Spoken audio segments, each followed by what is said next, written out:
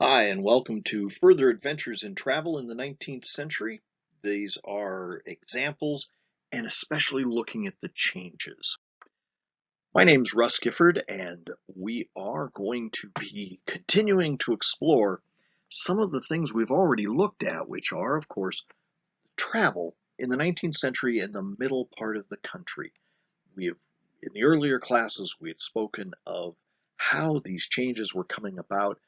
Most of the travel we're going to see tonight is as that travel we've already discussed is changing. So as wagons, horse travel in the plains, the steamboats, and of course all of the other things, the railroad, most importantly, bringing that change to the middle part of America. How did that change? What did that mean? And besides, it comes down to this. I promised you a trip back in time to experience travel in the mid-19th century.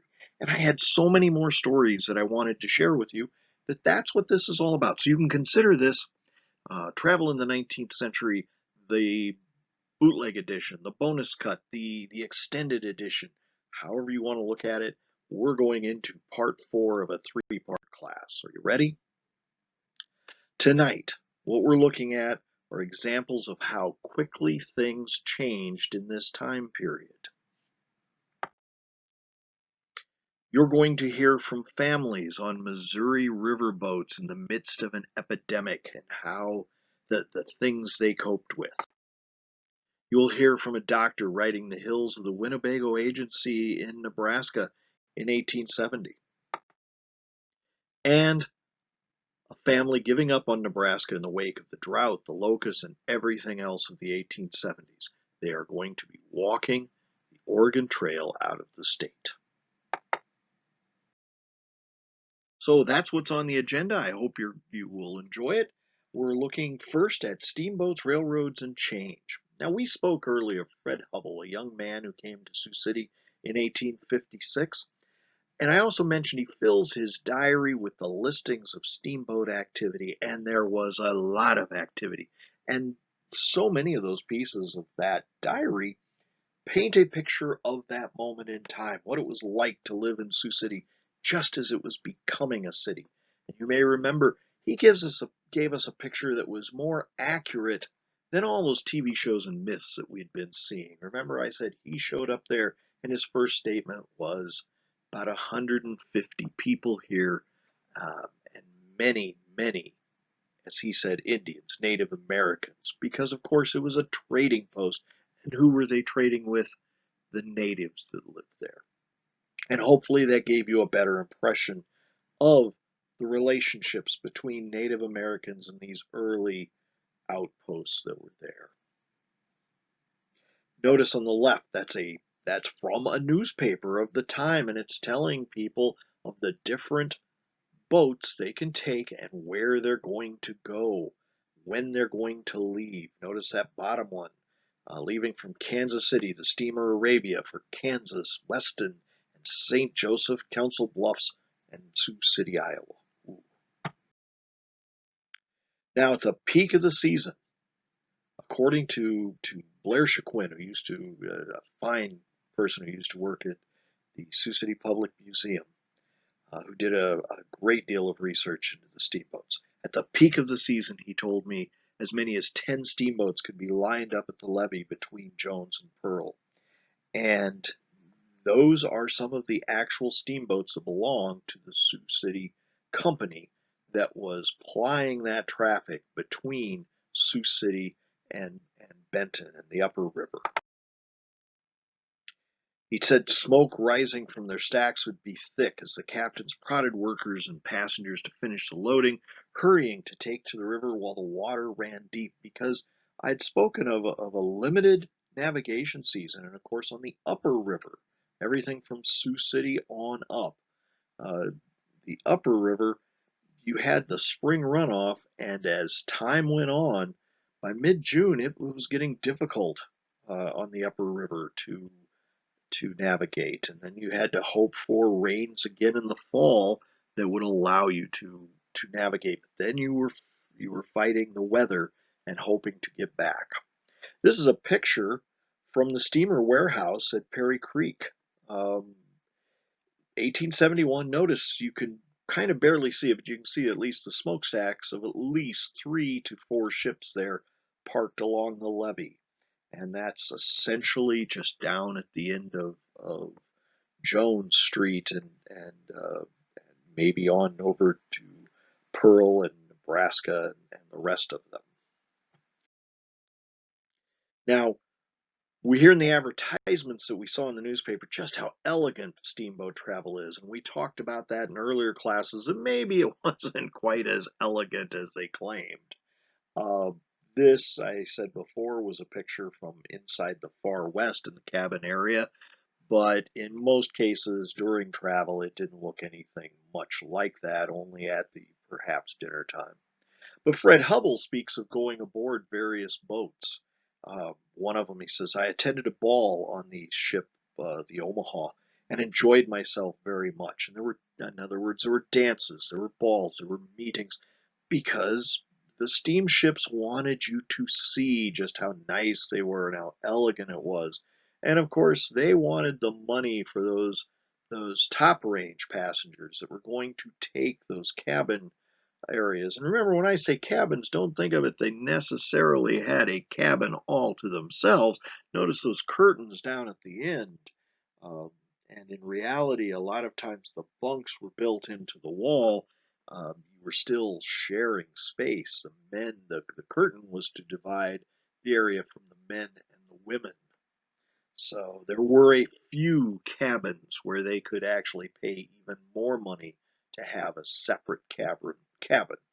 So now also Fred goes on to say on other occasions he used other facilities on the ship. He used the barber shop on the Genoa, got my head shampooed, 15 cents. Young man living the life. He notes various happenings every day. He would go up and watch the ships come in or take an inventory at the end of the day to see what was happening. He was fascinated by the steamships. He wrote on May 9th of 1856, a ferry boat went over for the first time to the Nebraska side of the river. Of course, it wasn't Nebraska yet. It was a Nebraska territory. Nebraska did not become a state until 1867. So you could take a ferry to get over there because there wasn't a bridge. We need to remember that. And at this point, ferries are just coming into use along the river. On June 2nd, he would write, today was a big day for Sioux City. The steamer Omaha arrived with $70,000 of cargo, all for Sioux City. It was all for building Sioux City. And he went on to write, she unloaded some of her goods before night. The boys are getting drunk. They got their work done and they were spending their money. Because Sioux City was that kind of a place. It was designed to be an outlet for the people waiting for a boat, the people that had arrived on a boat to go elsewhere, and of course, by 1856, it was also in the process of becoming a town. Now, the big growth was going to come, in another 10 years, but in reality, this is the big times right now. Now, he also notes on June 17th, the steamer Arabia, which we talked about earlier, was on the Sioux City levee. Between March and September, the Arabia was going to make a lot of trips, 14 trips upriver, and at least one of those times it would be stopped in Lexington, Missouri, and searched for guns that were headed for the abolitionists in Kansas. And of course, remember, locally on the Missouri side was a firm believer in slavery, and they wanted to see, we had the entire Kansas-Nebraska Act and the concept of throwing open these territories to slavery, and the idea was going to be it was dependent upon the people there to vote on it. So of course what you were seeing in Kansas during the run up to the Civil War was a battle between those who wanted slavery and those who didn't, and the people in Missouri definitely wanted slavery in Kansas because they had been the last state north of the southern Missouri line. When they were entered, the Missouri Compromise said, well, we're going to allow you in, but nobody else above the southern border of that line will have slaves. So the Kansas issue was a big one. So we see over here in the article, the good steamer Arabia, Captain John Shaw, arrived at our wharf at sunrise this morning. Immediately on landing, a committee was dispatched up to town to inform citizens that a person from Massachusetts was on board, having in possession 100 Sharps rifles and 2 cannon, destined for service in Kansas and sent forward by the Massachusetts Aid Society. This information brought together many of the most respectable and reliable citizens of Lexington to commit the search and to find these things listed as farm tools. It was a time of Beecher Bibles, the repeating rifles, uh, bringing the truth to the prairie. Now, the Arabia itself was only 3 years old when later that same year, September of 1856, it would strike a snag near Kansas City, and she sunk so quickly that within days the mud covered all but her smokestacks. In other words, they did not even have time to really unload it. And the interesting thing is, uh, the average at that time, remember we talked about wrecks on the Missouri, the average at that time was about 5 years for the life of the ship. So the Arabia would sink. Now, years later, it would have an afterlife. You can go to Kansas City. They have a museum because they excavated it, pulled all of the goods out of it, and you can walk among them at a museum that is really based at where it was excavated, and you can walk inside and see different pieces and parts from this ship because it was sunk so quickly. Uh, just like at DeSoto, where you can go in and see all the goods out of the that were recovered from the DeSoto here along the Nebraska-Iowa border. Here you can actually see some of the other items as well because the mud completely uh, preserved all those items. So strongly suggest if you haven't been to DeSoto to check those out. They're open until 4:30 uh, most weekdays, most days, period. And you can walk amongst those here, and that's only less than 60 miles down the Missouri from us. You can reach it from both the Blair and the Iowa side. And you can go on to Kansas City and see the Arabia and its museum as well. Now, we're going to be talking about steamboat travel.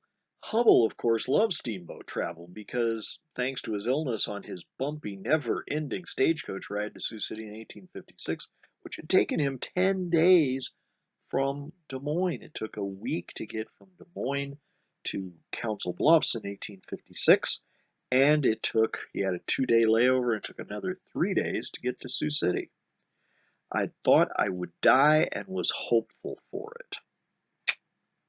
Stagecoach was not his preferred means.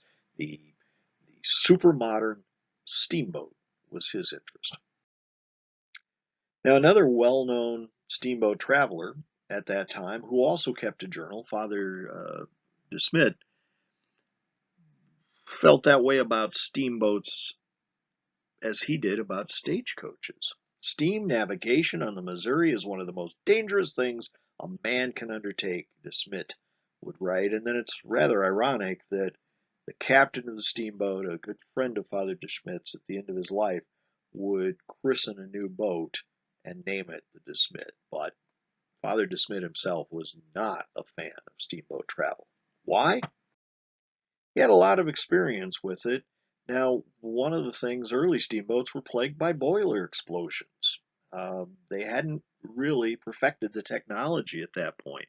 But even not necessarily early, this is a woodcut of the Lucy Walker explosion, which happened in 1856. So not just early steamboat explosions, where if you sank, it was rare for somebody to die. You could get off the boat in most cases. You could at least swim, but steamboat explosions were the explosions, the boilers, of course, were horrific and terrible. And here is a passage from a young school teacher who was on his way up the Missouri, and they were, uh, as I recall, they were past St. Louis. I heard a crash followed by shouts. Our clerk running aft had shouted that the Edna had exploded. When he got outside, he said the entire deck aft of the boilers of the Edna was a complete wreck. He was on a ship that had just passed the Edna, and of course the conclusion is the Edna, these ships like to race each other and try to be in front of each other, and it is thought that the Edna was probably stoking up the boilers and had not, stoking the fire, and had not realized the boilers were going over their limit. He goes on to say, the dead, wounded, and dying were scattered, half buried in the goods and rubbish blown in piles by the explosion. Screams and prayers, curses and groans, and cries of water, water resounded in all directions. The man's name was Walter B. Forrest, and he had actually traveled from Portland, Maine, all the way by boat around uh, Florida and to New Orleans, and had taken steamboat from New Orleans all the way to this point to be on hand when on the other steamboat to witness the Etna explosion. And I have to tell you, reading the horrific stories of caring for the passengers after that explosion, because of course the ship was wrecked. They pulled the passengers into the areas of the good steamboat, and luckily then they also another steamboat had come along and latched on to the Edna to tow it, but um, just a terrible set of experiences. Now, Father de Schmidt had seen things like this, and he had also seen ships sink only a few miles from their destination. He was stationed on the Upper River Sioux Agency I think he was near Fort Randall in the early days when they had just gotten there and they had not had time. When they relocated the natives, those natives didn't have time to plant crops when they first relocated them. And that first winter was going to be hell because they only had the goods that were brought by steamboat to start with. They had not had time to lay up anything. In the spring of the next year, Father de Smet would write that the natives had been waiting all winter to receive food and any goods. De Smet would talk about how you would see bloody footprints in the snow because the shoes and the sandals, the moccasins, everything they'd had worn out and there was nothing to replace them with. So they're waiting for that first ship of the spring to make it up to Fort Randall. And he talks in his diary. On April 20th, the boat was sighted from the bluffs without delay. He had procured two carts and went for the baggage and reached the dock in time to witness the sinking. The vessel had struck a sawyer and was rapidly sinking. Although no lives were lost, goods for the church and all the provisions were gone. Now, De Smet would later write, to the diocese that he was sorrowful for the church items, but at least some of the food allocated for the tribe was recovered, but still not all of it, and that made things very difficult. And even those goods, the earliest goods, were not the goods that would promise them from the government, but from groups back east that were willing to help, that had heard through the church of the terrible situation of these natives. Again, Father de Schmidt has an excellent set of writing. He writes of the Devil's Rake. It's an area of terrible snags just a few miles above Weston, Missouri, which he had traveled through. It has the appearance of a whole forest swallowed by an immense river, and that actually would happen. The river would cut off a piece of ground, and of course, normally there are trees growing by the river. It's the one area you've got water. Gigantic trees stretch their naked and menacing limbs on all sides. You see them thrashing the water, throwing up a foam with a hissing sound. This guy was a writer.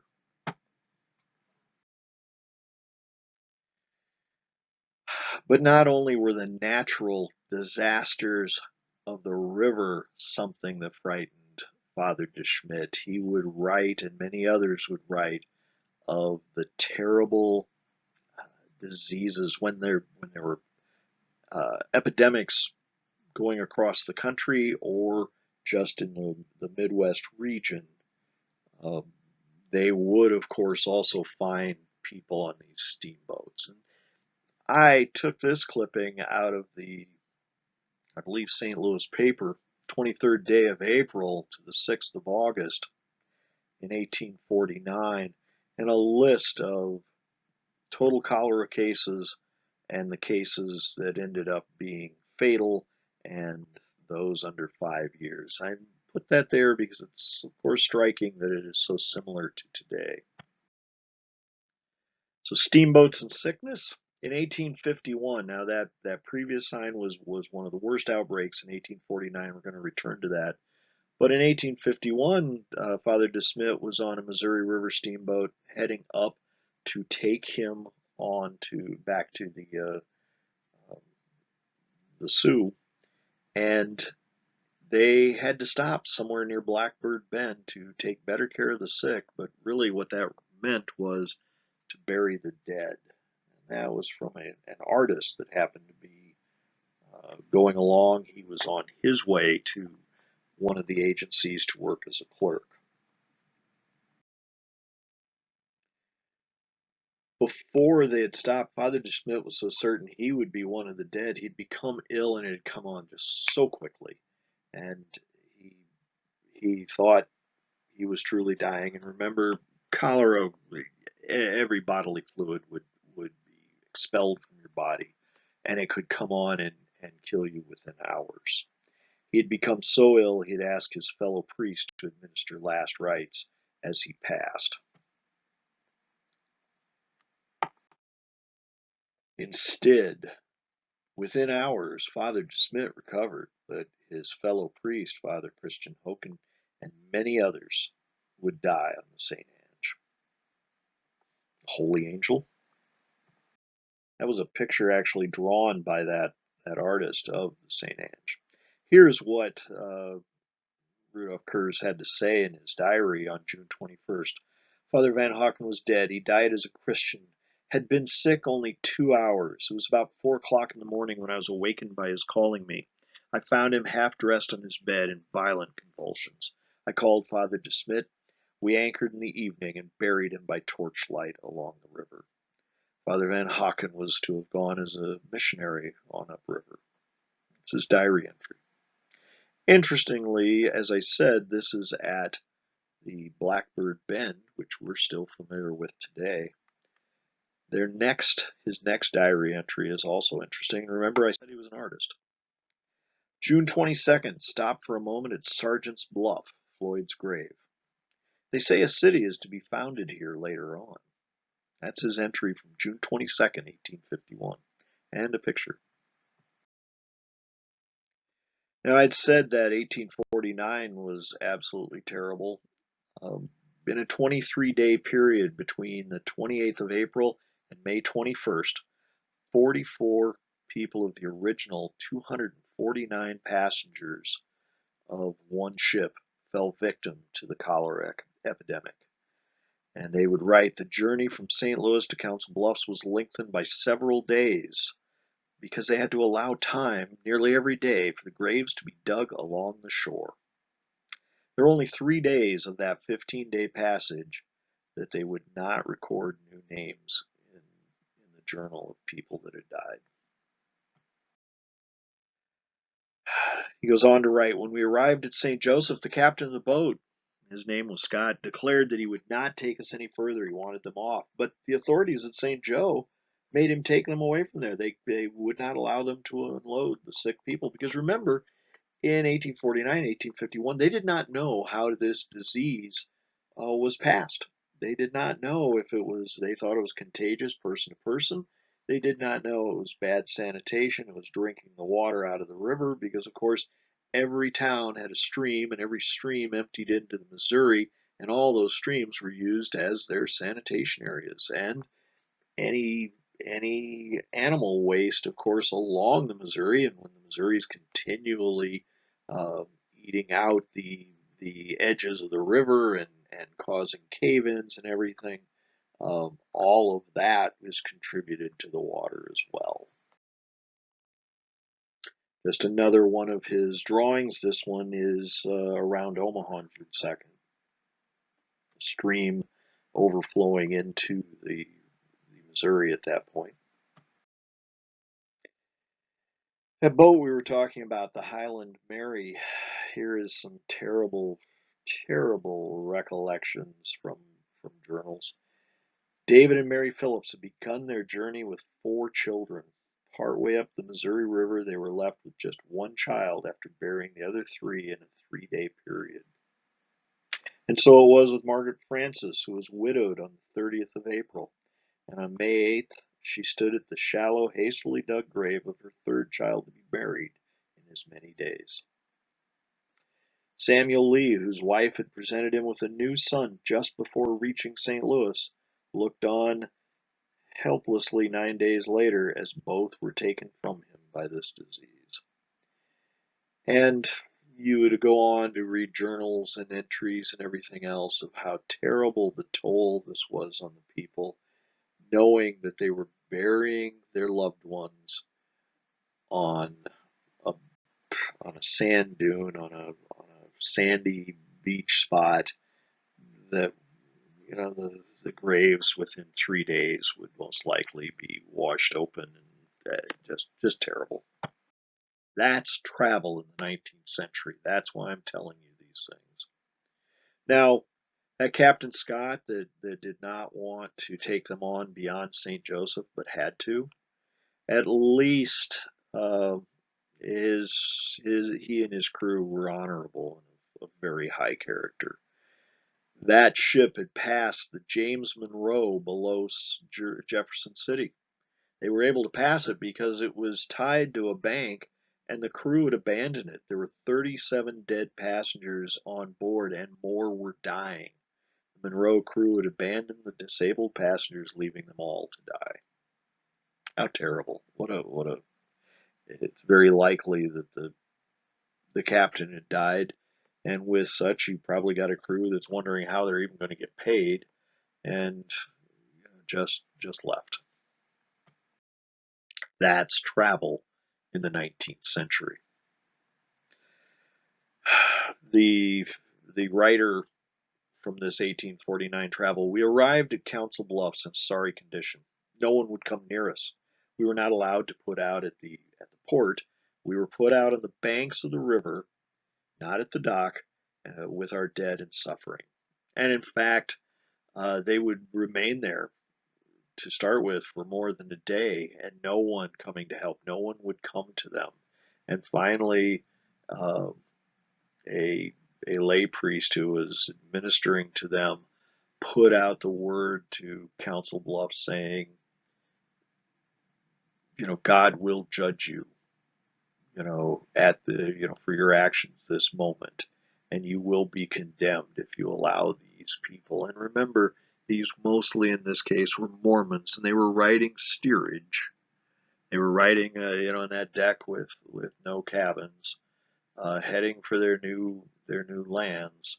But he said, you will be judged by how you treated these people. And finally, people started arriving with blankets, with goods, and to take them somewhere to allow those who could recover to recover. So we've reached mostly the end of the steamboat. We've got a little bit more that is far lighter in humor at this point. But remember, railroads reached Sioux City in 1868. They had reached Council Bluffs before that, obviously, but railroads are starting to cross Iowa. We're no longer dependent just on um, stagecoaches, right?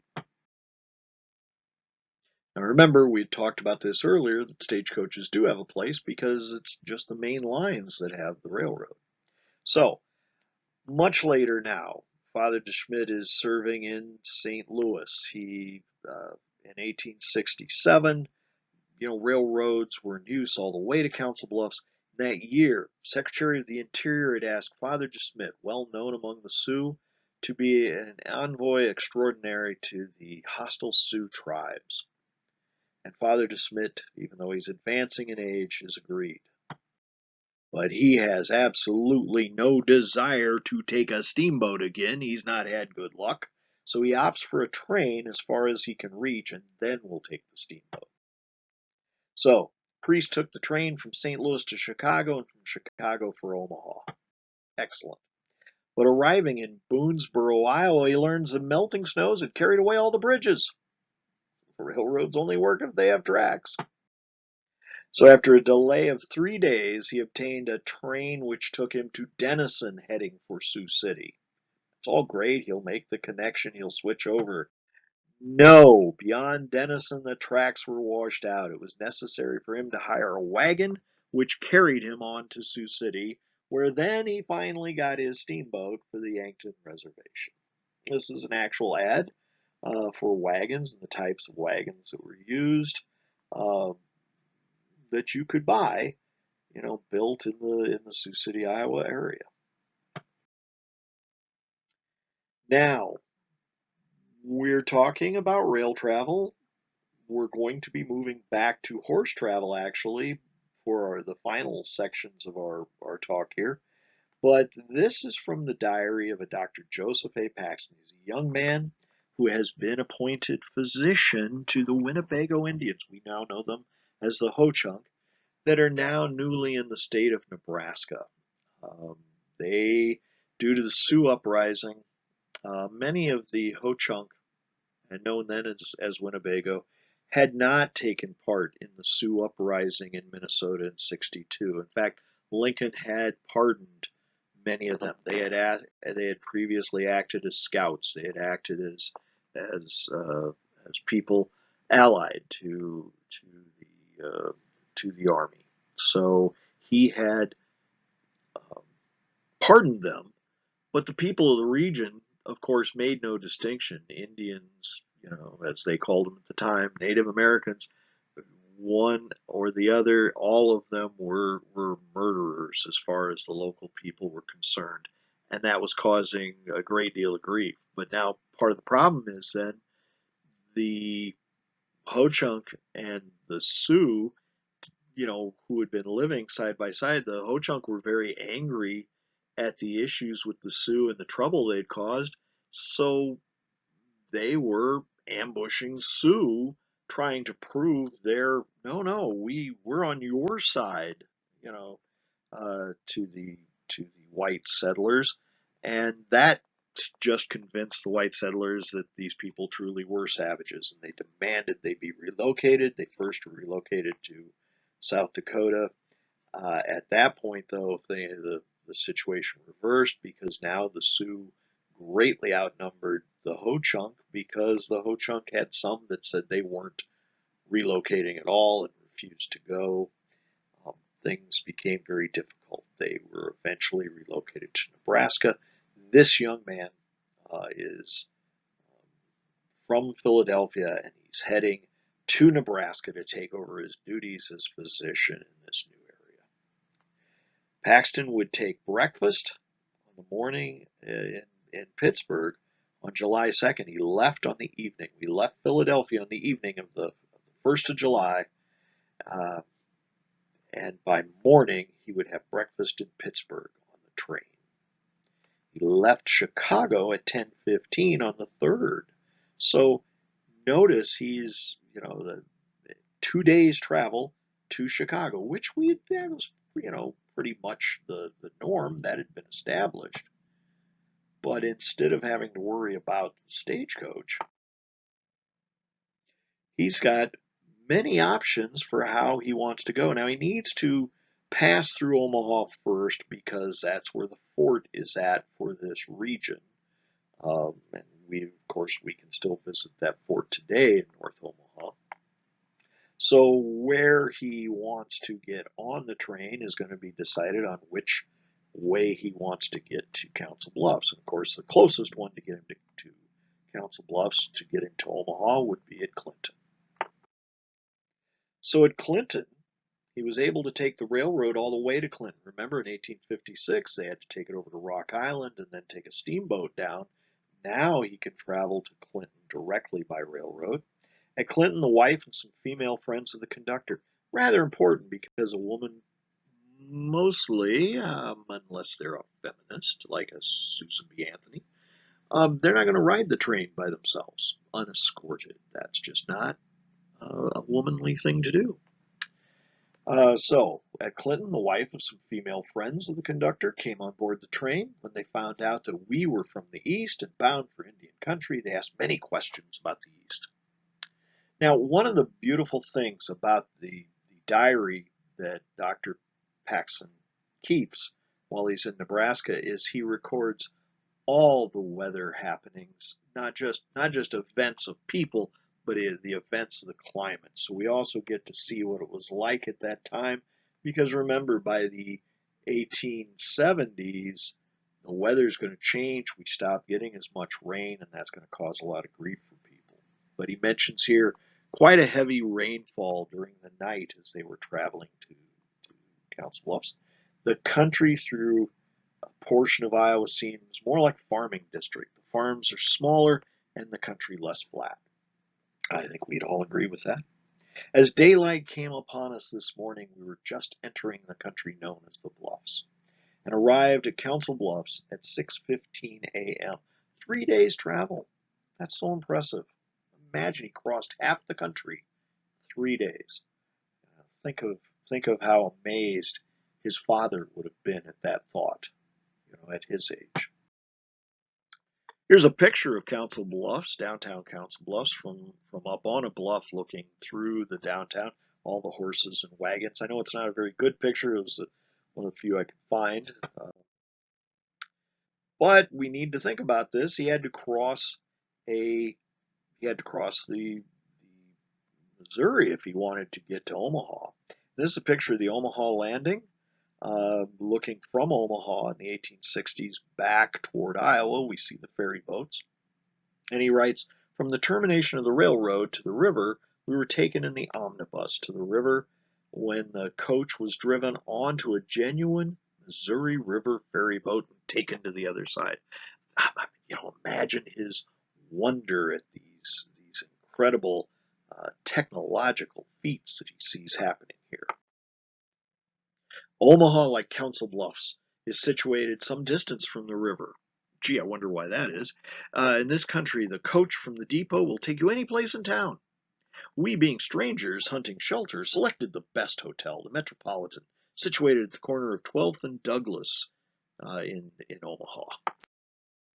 And here's a picture from the top of 18th or 19th Street, the top of the bluff looking back toward downtown in Omaha. We dined at the hotel and then took a walk around town. By going up Douglas Street, as we did, to the high bluff near the courthouse, which was formerly the state capitol before it was moved to Lincoln, we had a good view of the town.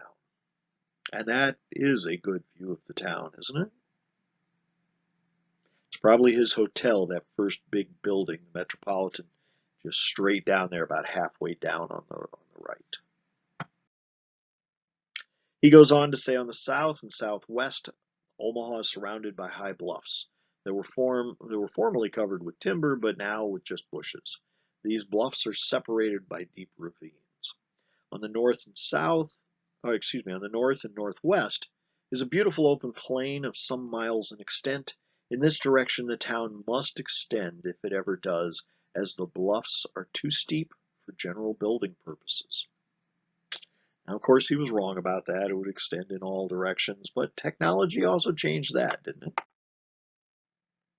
Now, he's heading to the area we would now call Winnebago. He wants to do that by coming through Sioux City, over to the Nebraska side through Dakota City to pick up goods and transport them on down with him to what we would today call Winnebago. They called the Winnebago Agency. Um, so he has to get up to meet the train. The train is probably at 6:30, somewhere in that time in the morning. Now the omnibus came in good time to take me to the train. Now we don't know exactly what that good time is because of course it has to cross the ferry, has to go back to Council Bluffs, and then he has to catch a train that's going to go the train he came in on going back toward Clinton, but he's going to get off, of course, at Missouri Valley to catch the Sioux City train, which has now been established. Now, I'm mentioning that ferry. They took a ferry. This is summer of 1869. They took a ferry to reach the railroad to Sioux City. Why? Because there's no bridge. The first railroad bridge to connect Council Bluffs and Omaha was not built until March, late March, almost April of 1872. Now, I want you to think about those dates for a second. And this is a picture of that first Union Pacific Bridge across the Missouri River at Omaha. And we're looking north out of the Omaha side. Notice how tall and spindly that looks. Uh, Many people, and in fact I found one for Susan B. Anthony, would write about crossing that bridge in the 1870s. And first of all, how you had to queue up and wait, just like any other single lane bridge that we deal with today. But look at how narrow those pylons are. But here's what I really want you to think about it. 1872, that's almost 3 years after the Golden Spike that supposedly connected the East and the West. You know, we're talking about Paxson at his time. Well, at least he was just, June, just a few weeks after the Golden Spike had been connected. But there, we keep hearing it's a transcontinental railroad. Well, yes, it is, except for crossing that Missouri River. And if you've ever wondered, today railroads have coalesced into just one or two railroads, but this had a big impact not putting rails across. It allowed all the eastern railroads to be forced to stop at the Missouri, and thus the Union Pacific, new railroads would be organized and developed to go west. So that had a huge impact on how railroads worked. But that bridge would take 3 years to build, and for many years to come, uh, it was very slow. And ironically, of course, this is the Nebraska-Iowa region. It's going to need rebuilt in 1877 when a tornado damages one of the spans, the span on the east side. So, shocker that such a narrow, flimsy-looking thing would have that effect. But we were talking about his travel back, and notice he can catch the railroad at 6 or 6:30 in the morning and travel north out of Council Bluffs, but he's going to get to Missouri Valley and he's going to have to wait because he's going to switch trains now to go on to Sioux City. And you can see how the railroad moves straight west there to come over and hit the junction and then go on up. So there's two things you have to remember. You have to switch trains in Missouri Valley, and all of the depots that, all of the service for railroads are on the eastern side of the Missouri. It's going to have some impact, isn't it? So we're talking about travel. They come east to Council Bluffs. They take the Missouri Valley, to the Missouri Valley Junction at St. John's, where we then take the Sioux City and Pacific Railroad for Sioux City, a distance of 45 miles. And they're going to arrive there at 11:15 a.m. Now, interesting statement that he makes. South of this road is directly across an open prairie. Now we miss the smiling faces of our eastern ladies. So there's not a female on the train because, of course, as I said, that wasn't something that single women did. And, of course, this is still somewhat frontier. And we notice it's hard to read, but we can see all the towns that we know that are the junctions for the railroad. We see uh, Ottawa, we see Whiting, we can see each of these Salix and Sloan. These are all important places, but notice they don't move. They're not close to the river. They're really on a very much a straight line along the river bottom for the most part. They don't want to climb any of the bluffs, heading for, and then they'll have one at Sergeant Bluff and at Sioux City. Right? So they're able to arrive in Sioux City. Now, I'm not going to spend time with him in Sioux City at this point, but he does call Sioux City a city of mud. It's all mud, wooden, mud streets. There's no paved areas, and we had saw some of that before.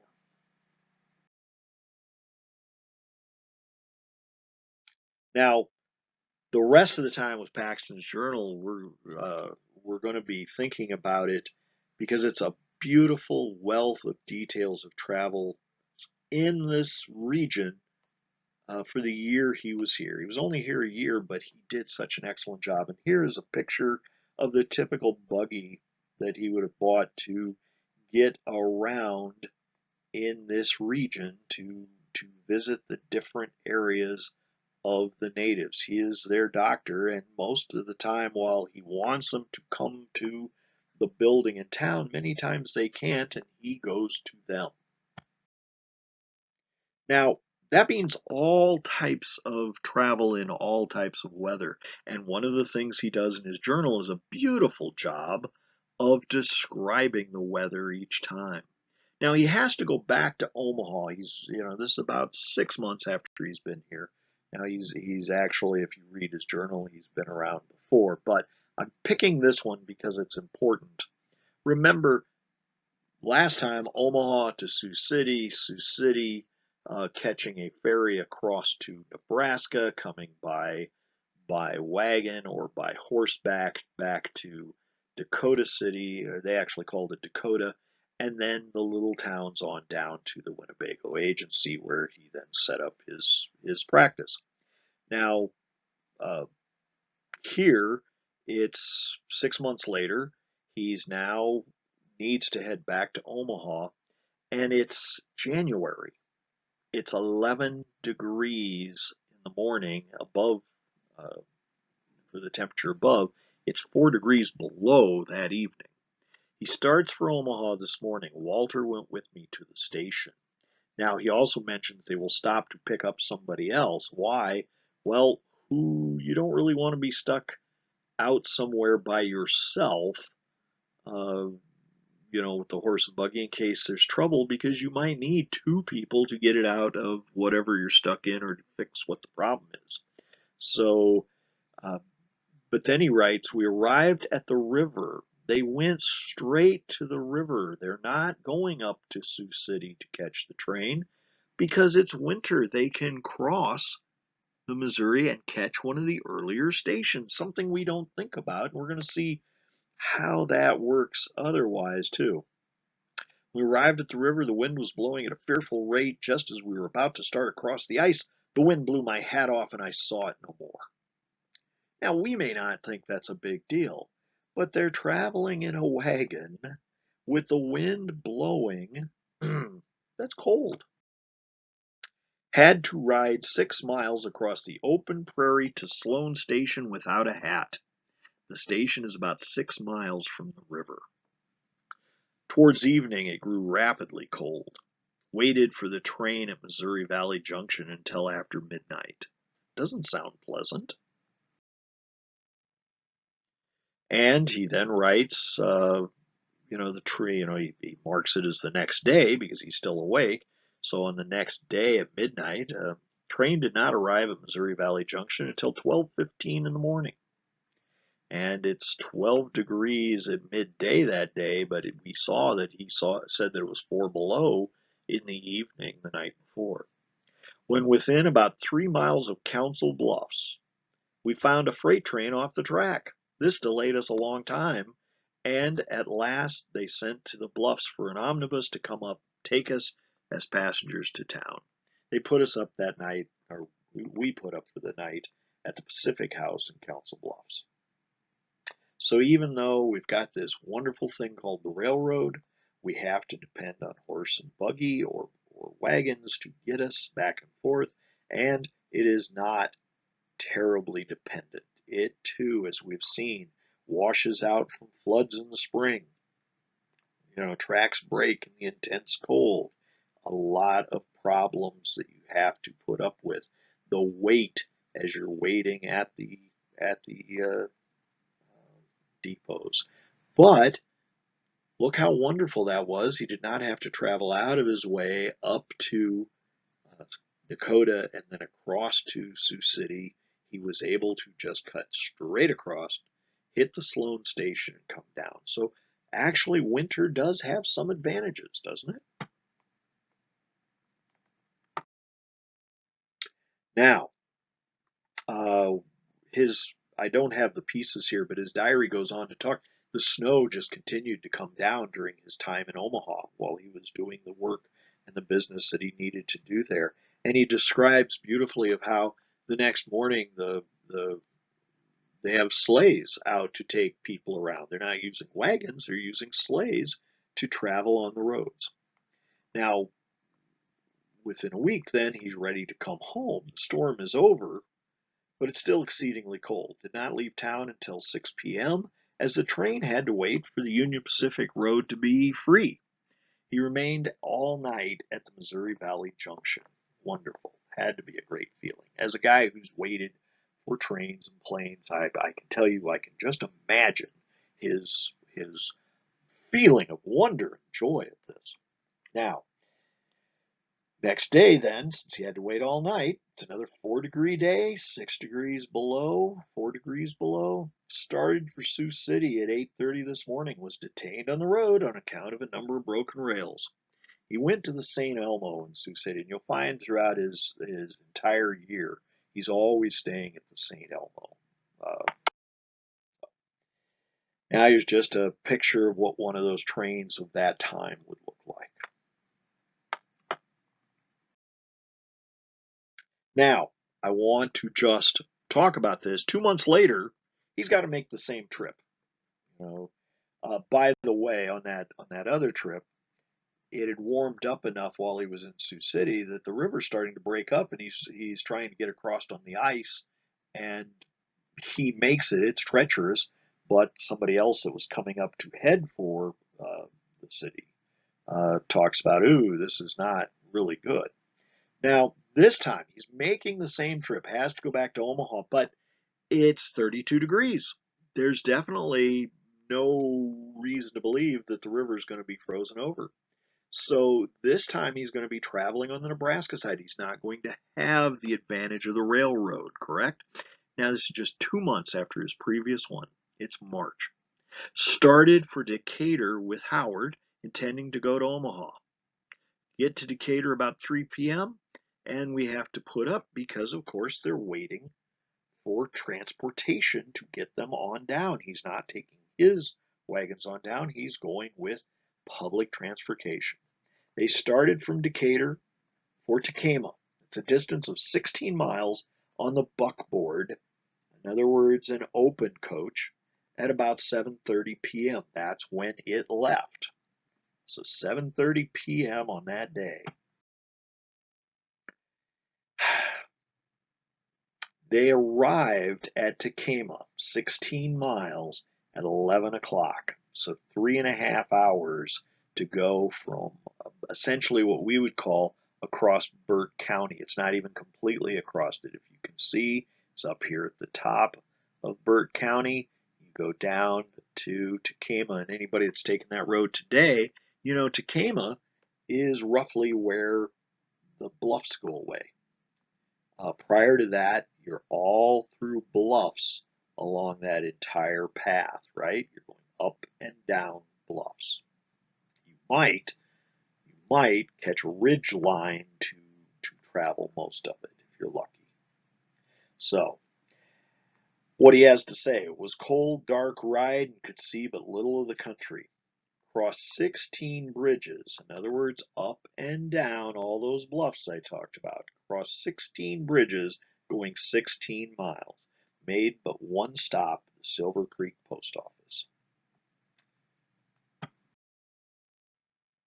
Now, they'd made it to Tacoma at 11. It's 10 minutes before midnight. They did a very good job to catch this. They left Tacoma after warming up and after a little food. They were going to Cumming City, a city we don't even know anymore. This time a distance of only 14 miles. It's just a little before midnight.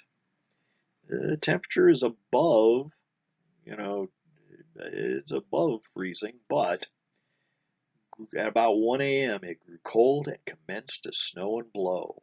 They arrived at Cumming City about 4 p.m. In other words, it took them even a half hour longer, even though this supposedly is in the flats. And notice here's Cumming City, uh, right here in the middle of Washington County. Got a little sleep and a good breakfast before we started again for Omaha. At Cumming City, we left the buckboard and now we joined a stage known as a jerker. And I believe, if I am correct, and someone out there may know better than I, but from what I was looking up, a jerker is known that way because it's a lighter stage, thus it jerks more and is only, instead of a 4-horse team or larger, it's only got a 2-horse team. It's snowing. 2 miles out of Cumming City is the town of Blair, not yet a year old, containing about 800 inhabitants and growing rapidly. Arrived about 11 a.m. From Blair to the Ponca Hills, a distance of about 20 miles, I could see but little of the country as it was still snowing and the coach was shut up. From Ponca to Florence, a distance of 2 miles. Florence, by this time, is a deserted town. It had been created really just as a stopover point for the Mormons passing through. Florence is being absorbed, he says, by Omaha. It's a distance of 6 miles to Omaha, and it's a beautiful drive. They stopped at the barracks to change the mail. Arrived in Omaha about 3:30 p.m. and found all is well. That's quite a scenic travel and something we don't even consider. It's an hour and a half from Sioux City by old Highway 75 heading down, or 77, heading down across all those hills. Think of how much, how deliberate you had to be, the considerations you had to make. And this is at a time when suddenly railroads are claiming you can go from the East Coast to the West Coast in less than a week. So things are still difficult. Now, I just want to cover this. We have traveled by wagon in 1880. And, wagons, just like the horses, just like the stagecoach, they continue to be a method for heading west. Now, you might ask, I'd mentioned earlier why Frank Stevens and 6 other families are going to leave Nebraska in 1880. They've already come out, they've already settled. Well, the 1870s were a very difficult time for settlers in Nebraska, Kansas, and the Dakotas. Um, Droughts had come on, problems had come on. We're going to cover those. So, as many of my friends in New York continue to ask me, why do you wait so long to leave? Not why would you leave so soon? Now, the Oregon Trail is well marked, well traveled. It's still going to take 4 to 6 months, 4 in best of weather, 6 with any difficulties, and it tested travelers daily. Now, we talked about the 1870s just to set the scene. The Easter blizzard of 1873, father moved the horse into the house with the family, moved the cow and calf into the lean-to kitchen to keep them alive through that blizzard. That was written by Mrs. John Grosvenor, Hastings, Nebraska. That's a picture of a soddy. You can see the little area built off the end of it. Ooh, it's fancy. That's where the kitchen and the stove are. Now, one woman goes on to say, hardly any rain. From hardly any rain, we soon had more than we needed. Our roof would not stand the heavy downpours that sometimes continued for days at a time and would leak from one end to the other. There's a example of a house that the roof had collapsed due to the rains. And you'll notice the woman is not there because she died in that collapse. But the woman writing this piece went on to say, I would have to keep tight lids on the skillets to prevent the mud from falling into the food. With my dress pinned up and the rubbers on my feet, I waited around until the clouds rolled by.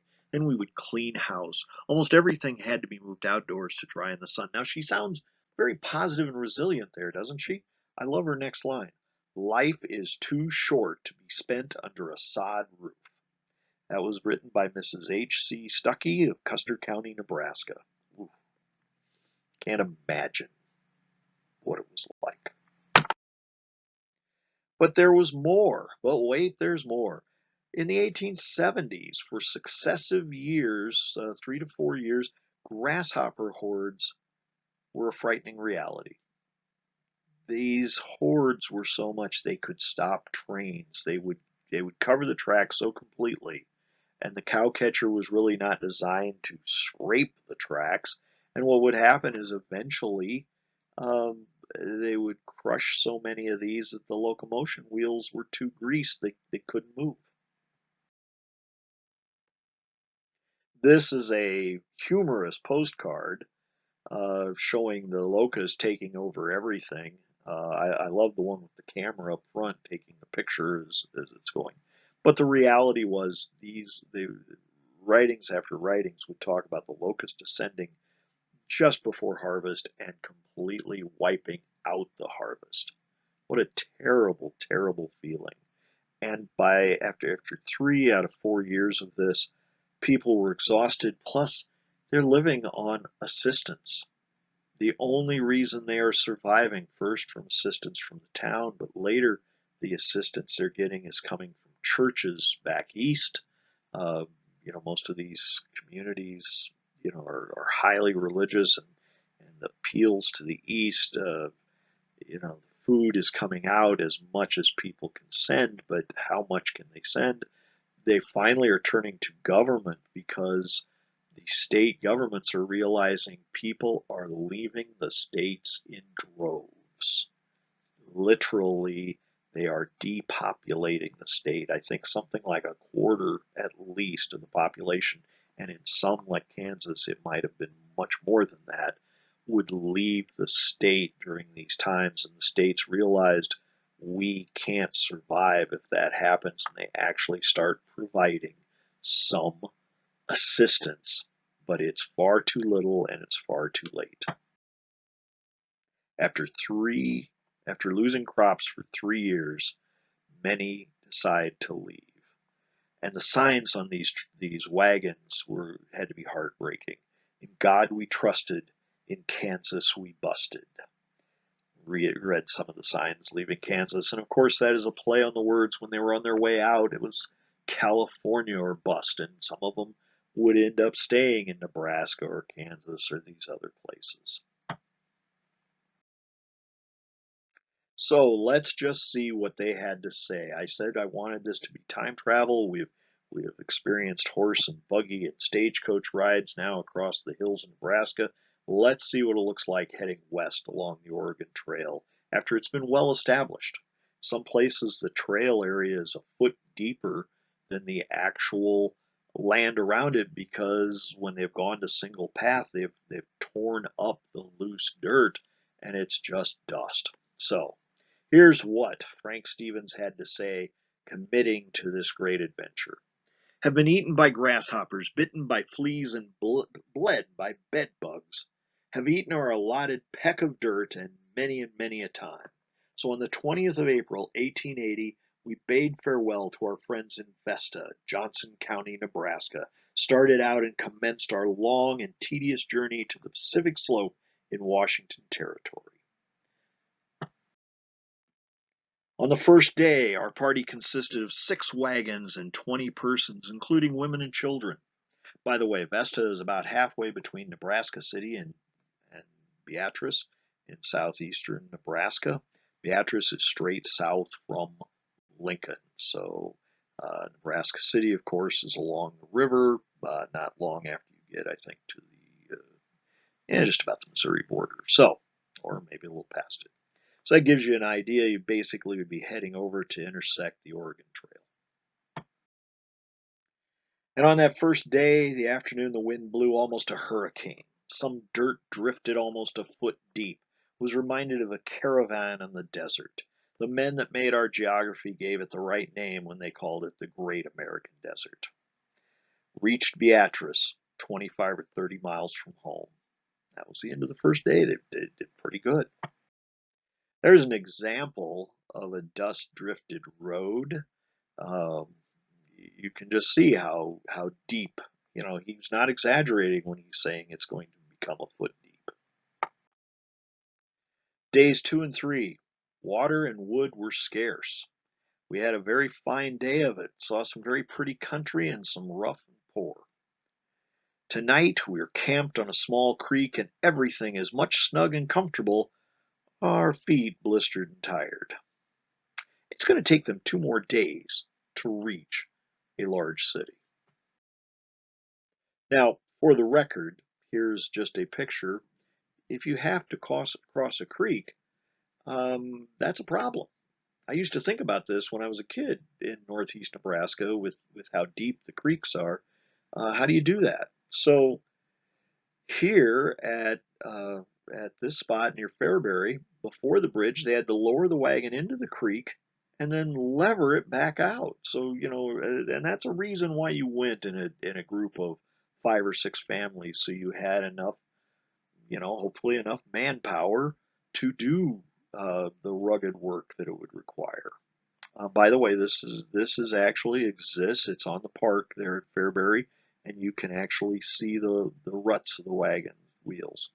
Now, because enterprising people in America said, "Well, that's a real pain for people," they built a bridge waiting for these folks to come by along this trail. And so afterwards, you don't have to work so hard, but it's anywhere from 10 cents to a 50-cent toll, depending on how heavy your wagon was, to cross that bridge. You could gladly go along somewhere else and try and find a ford and do it the hard way, but that's how we roll in America. So, April 24th, came on and stopped at Hastings, Nebraska with the intention of stopping over Sunday. This is a very thriving town in the junction of the B&M and St. Joe and Denver Railroad, 40 miles from Fort Kearny. Now that's B&M was the Burlington and Missouri River Railroad as it was known then. We'd just call it the Burlington Railroad now. This is a picture in the it's probably a little later than this. It's after it would be uh, somewhere between 1880 and 1890 when this picture is taken. The town had burnt, a large part of it had burnt in 1879, and when they rebuilt, they made sure they did it with fireproof brick. And all the structures they then built were the favored style at the time, the very ornate Victorian structures, little outcrops and everything. So this is Hastings. Now he has something to say about Hastings. This town has a population of 3,000. That's a huge town to them, and has 4 railroads. First town in this line that a man could get anything to take the cobwebs out of his throat. He had remarked that on the way to this place, those 3 or 4 days, they were finding that any of the normal wells did not have water. They were only 100 feet deep. It took, only the wells that were 150 feet deep still had water in them. This is a picture of the Union Pacific passenger depot. Why didn't they take the train?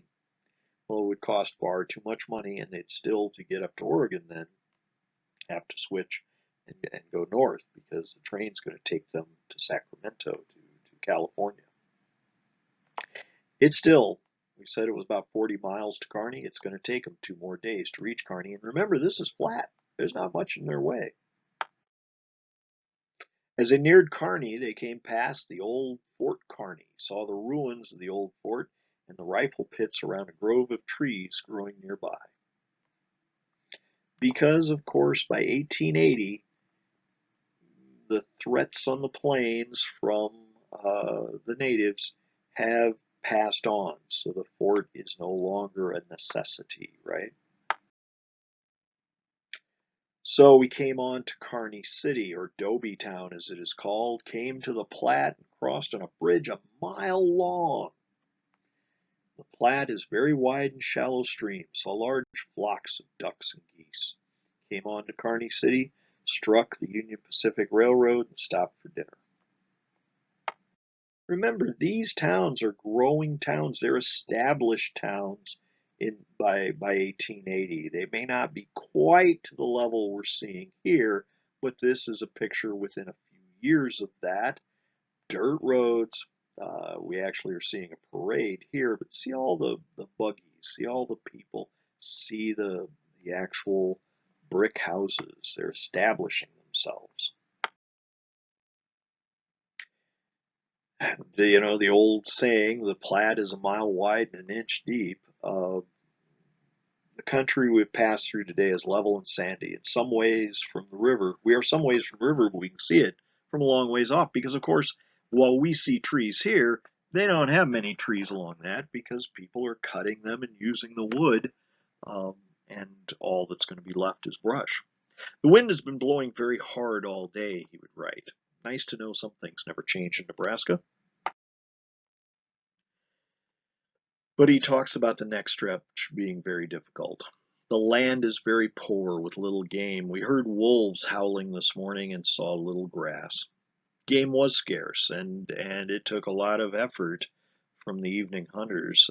They brought back a fat antelope one night, but out of that week, otherwise, lone jackrabbits were the only game that they were taking.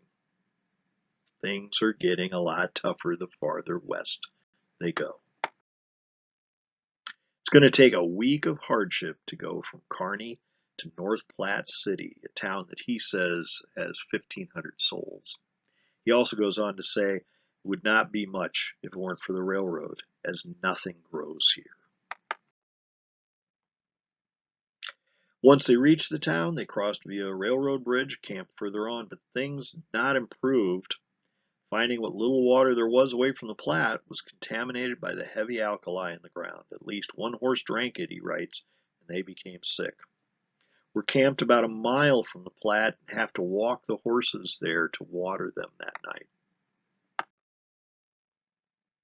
And this picture, these are ruts made by wagon wheels along the Oregon Trail in Nebraska. These are the first real hill you reach it after crossing the South Platte River near Colorado. This is at that point in Nebraska where the Panhandle starts, so it's right at that little corner made between Nebraska and Colorado, where it cuts up. So you can actually see these ruts yet today. You can see how it dug out, and the wind blow and everything else had made this a lower area. He writes, the ground is covered with buffalo bones, and every short distance the skeleton of a horse has probably been killed by drinking the alkali water. There's no timber on the river, only on the islands, and none but a little brush. All the largest have been cut off. The bleak landscape did have some color, though, he noticed.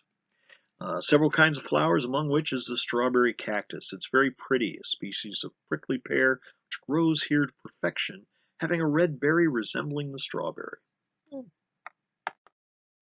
But the berries are not the only thing red by this time. Some of us have got the skin peeling from our faces in spots, and some of our noses are swelled so, he writes, caused by alkali blowing in our faces. They have traveled only 3 weeks and have yet to leave Nebraska. This is the Scotts Bluff Monument with 3 representative wagons out front to show you what a wagon train of people. And remember, he's only got, I think by this point they have gathered a few more people according to their item. So I think it's 10 wagons by this point. But it's going to be an awfully long walk from the edge of Nebraska still up the Oregon Trail to get into that promised land. So tonight, I had promised you a trip back in time to experience travel in the mid-19th century. Did I achieve that? Do you feel like you have a better understanding of travel in the mid-19th century? I hope so. I wanted these stories. These stories take us back because they're describing scenes we've all seen. They're describing areas we all know, um, but we're seeing it maybe with the example of the difficulties. And what I really loved is if you think about it, first the steamship and then the railroad, their most advanced technology of the time, and listen to the difficulties and the problems and the delays they faced even in that super advanced technology.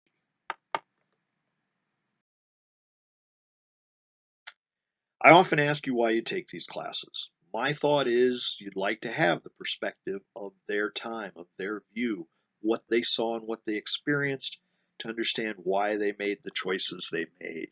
Can you see the premise that I'd started with when we originally talked about this? That maybe the travel, the distance, the difficulties, the differences that they faced in their lives, along with the things that are similar that we still recognize, personal emotions, the need for work, the need to be able to provide for yourself and your family, how those things meld together and gave them the choices they made that help us understand the decisions they made at the time.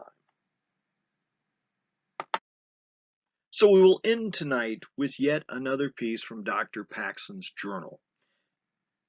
We saddled two ponies and rode back to the agency. For about 4 miles, the road leads over the bluffs along the river. From the top of some of these bluffs, we could see the country for miles. The plains of Iowa could be seen for miles in extent, as on a great canvas. We saw the western sunset from one of the highest points. I have seen the sunset in the east, in the south, and on the western lakes, but this was as grand as the grandest. We arrived home about 9 o'clock in the evening, very tired, but feeling very well paid for a long ride of about 25 miles. I hope you are feeling well paid for the time you invested in this program. I've enjoyed your participation. I've enjoyed giving these talks. I hope you have a better understanding of the realities faced by the people of that time, all peoples who were living here then, and all of the issues and things that were going on in their minds as they made their decisions and went about their daily life. If you have questions or comments, please feel free to write to me, and I look forward to the next time we get together for yet another class. Thank you. I'd like to thank the Sioux City Public Museum and other historical groups for providing the pictures. That picture you saw looking out over Iowa is a picture from Blackbird Bend, and the sunset was provided by Lizette Gifford. And all of these are actual pictures taken recently in our area. I encourage you to go out during these times and enjoy the view, enjoy the same scenery, because we can see the same things they saw. And maybe now with this program, I hope you can experience a little bit of maybe the concerns they faced in their times and see how it differed, but also how similar it could be as well. I hope you have a great night.